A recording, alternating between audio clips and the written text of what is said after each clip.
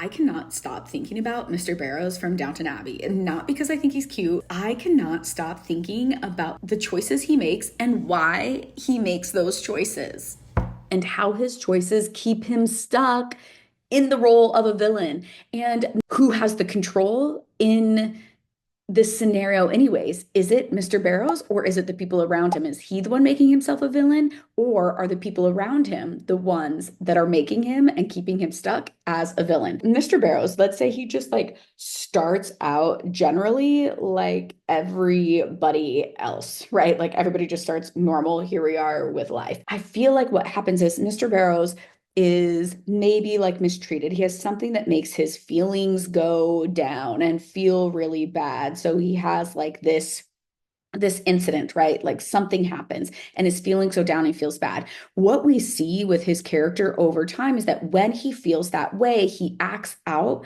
in a negative way, in a way to create control or to create power, or he's mean to somebody, right? Like he wants something, so he steals, right? And so when he does that, he's like continually taking him, like if we're thinking about like the idea of the villain, he's continually going, he's making a choice that is taking him down, going this way. After he does that, after he steals or after he says something mean, there's a moment where you can tell he has like this thoughtfulness about it. And he's like, did I like that? And many times in the show, you will see him have like remorse and you'll see him be like, oh, I don't want to be that person. I don't want to be the person who's mean because I'm not getting power. I'm not getting what I want out of it. What's happening is like everybody's just hating me. And that's not his point, right? He wants power, he wants influence, and he wants people to like him. So then he does something that feels nice, right? So he chooses something where he wants to give someone something or help someone do something. But then what ends up happening is that he does that nice thing. He feels bad here at this point and he's like, okay, I have remorse, I want to do something nice. So then he starts like moving up. But what so often happens is maybe that nice thing is not received well by the people around him. Maybe that nice thing, like everybody's like, oh yeah, thanks for setting the table or whatever, and he's just like, no, I wanted that to matter, I wanted it to prove that I'm actually a nice guy. Because it doesn't go how he wants it to, he sinks back down here and he says, well, being nice doesn't matter anyways. So then he does more things that are, he says rude things, he discourages people, whatever. And he starts to scheme and plot and things like that. Then again, he hits this place of like remorse where he's like, wait, I don't want this. I don't like it. I'm not getting what I want. I'm not getting the influence. I'm not getting friends. I'm still feeling really, really alone. So then he puts more effort in to try to do something nice. And he's like, okay, I'm going to try to do something nice again. But this time he does something nice. But the thing is, he's been mean so many times here and here and here and here and here and here that when he does something nice, no one even accepts it. They're like, you know what? That doesn't even feel good to me. Like, you're a mean guy. You're still a mean guy. Like, they can't forgive him because he doesn't get forgiven. Then it continues. He's like, he goes back to his old ways. So there becomes this attempt to do something quote unquote nice or something good, sees that it's not working out for him. He's not getting the response that he wants because he's not getting totally forgiven. And he keeps going down and down and down here like this. Now, the thing that I think is so interesting about this, like in all of these times where he feels like, wait, I don't want to actually be this person. I don't want to actually be a mean person. And then he attempts something good. The thing that is happening is that he is not getting the right feedback, right? He's not getting the right feedback from other people that says, oh, yes, good things are helpful. He's getting the feedback that says, we can't trust you, right? People are like, we can't trust you. And other people are often like, you have to do so much in order for me to trust you again, right? So these are the people on the outside that are being affected by his things. They can't trust him because he's stolen, he's mean. For the most part, he's doing mostly rude things, and he's doing very few things that bring him up or do something that's good. And in his mind, the thing that's crazy is it becomes a self-fulfilling prophecy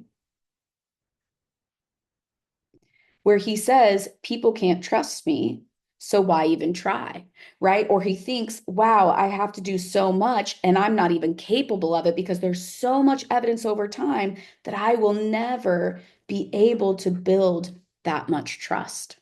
And so then what I see so often is people either are stuck in this forever and ever and ever, but when we see it in movies and stuff, then they spiral and they just like turn into the villain, right? Like, I don't know what face makes a villain, but then they just turn into the villain because they're like, I'm done going up and down. I am just going to have this identity. This is just going to be me. And maybe I feel compassionate about this because this is something that I watched my younger brother do for decades of his life. And we're not close anymore, so I don't know where he is now, but hopefully he's out of it. But I remember so many times my brother would just tell me, no, this is just who I am.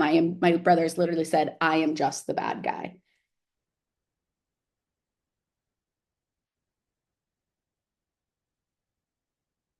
And so, what I think is really, really interesting is this is literally all perspective. Like, what if there are two things here? Like, this is my thought. What if people from the outside said, right here, you know what? I see that he's trying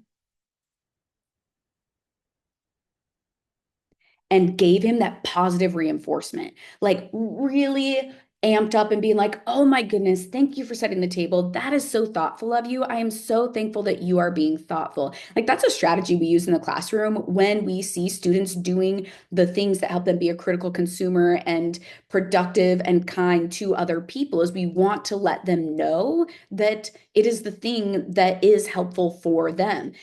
And like the layman, the average person doesn't know to like build positive reinforcement, nor do they maybe care or are they that invested in somebody else's life to even do that, right?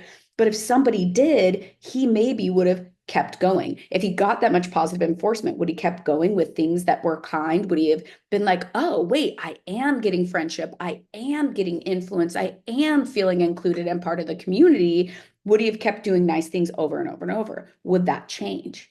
But what gets even harder, like that's easy to do down here when somebody's only wronged you once or twice, right? But what gets harder for the outside person is when you get down here and somebody has wronged you so many times. And now it's the fact that like you are just exhausted of it. You don't want to deal with it anymore. You don't have the bandwidth for it anymore, right? If you're these people, this is like everybody else in the servants' quarters in Downton Abbey. They were all just like, they don't have the patience for Mr. Barrows anymore. They're like, no, we just know he's always going to be mean. He's always going to come back with something. He's going to steal from us. He's going to like set somebody up. He's going to frame somebody. He's going to be scheming. He's going to be conniving. So they are like way down here, like, no, and you think about somebody like Mrs. Baxter, who, even though he did these things and even though he had this history, she continued to show him every time he would do one nice thing. She'd be like, you are a nice person. Even when he would do mean things, she would be like, you are a good person, and try to give him that positive reinforcement. But it's really, really hard when we're exhausted, right? It's really, really hard when we've had somebody wrong us six times. How do we still give them the benefit of the doubt? Because we feel like we're being walked over. And so, in a way, the community plays a role in creating the villain, right? I don't know. I'm really curious what you think about that. And on the flip side, right? Is it the responsibility? Who's responsible here? Is it the community around? Or is it the person internally, right? Because if everybody here is like no longer lending trust, no longer giving him the feedback or anything or being kind, right? That is propelling this downward staircase for Mr. Barrows.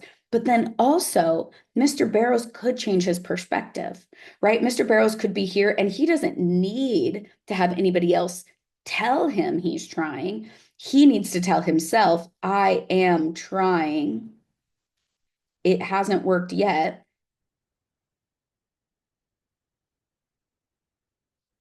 but maybe I'll keep going.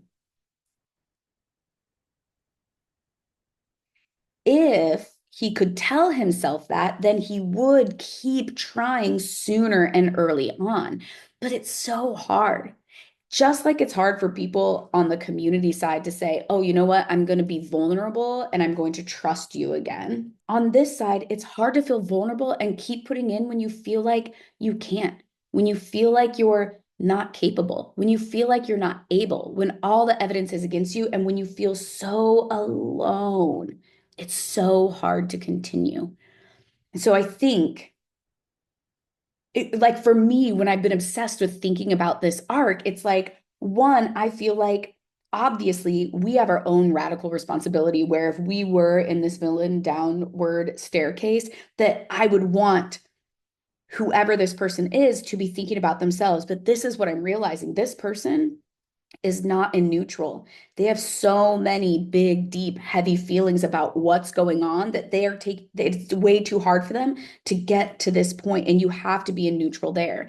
It's, and also, in my opinion, and this is where I feel like on the outside, the people in the community are probably more likely to be able to get to neutral. Maybe not somebody like if you think about Mr. Barrows and he like cheated Mr. Bates and framed him. Like, I don't expect Mr. Bates to get to neutral, right? So if these people aren't in neutral either, then who will ever be the person who can then become vulnerable to end this cycle? Isn't that wild? And then as I'm drawing this, I'm having so many ahas to the exact flip of this. Like if I flip this over and I could trace this line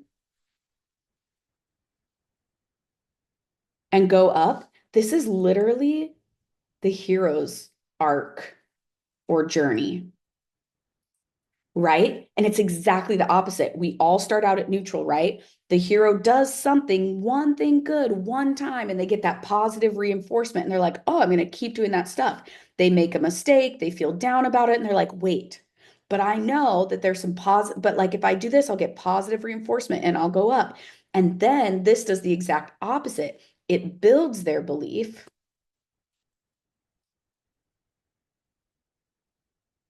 in themselves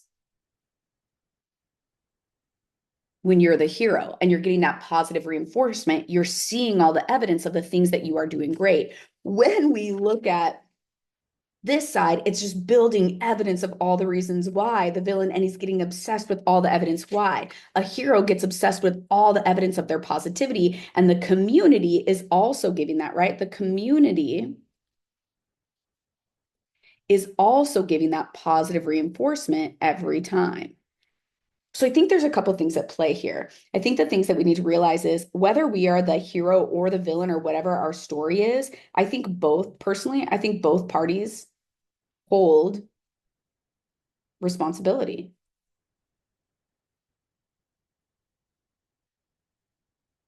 I think this is a really powerful thought that I think is really true. And this is why when I go out in the world, I treat everyone with respect and I try to give everyone as much positive reinforcement and build as much of their belief in themselves as possible. And I think as coaches, we deal with people who view themselves as heroes. We deal with people who view themselves as villains too. And at all times, my job is to make sure that I'm at neutral so that I can be the person to help create trust to help people move forward to the way that they want to. And you have to do it on both sides. I need to know these things are going on. What is this wiggle about in your brain? Tell me, what are you noodling?